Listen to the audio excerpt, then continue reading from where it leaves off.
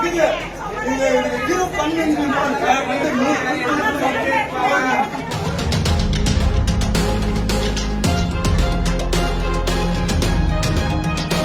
கரெக்டா ஒரு sub collector வந்து பார்த்து பண்ணுங்க. எந்த ஒரு ரெஸ்பான்ஸும் இல்ல. என்னத்துக்கு வந்து நாங்க டிச்சில் நாங்க போயிருக்கிறோம். இப்ப நாங்க போயிருக்கிறோம். நாங்க போயிருக்கிறோம். நீங்க நடந்து போங்க. நடக்கணும். குழந்தைங்க எத்தனை பேர் பாதிக்கப்பட்டு எத்தனை பேர் பாதிக்கப்பட்டு போயிருக்காங்க.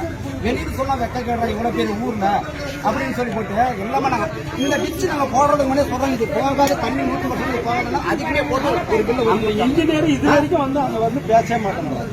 நாங்க கேட்ட இன்ஜினியர் வந்து வரவே மாட்டேங்கிறாங்க.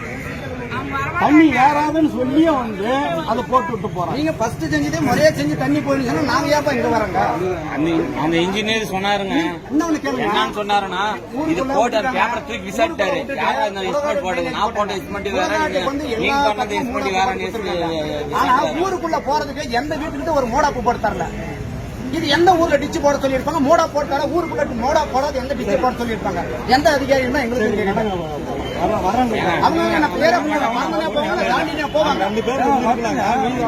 என்ன அநியாயம் பண்றாங்க? ஒண்ணுமே புரியலங்க. அக்கிரம் பண்றதுக்கு ஒரு அளவு இல்லைங்க.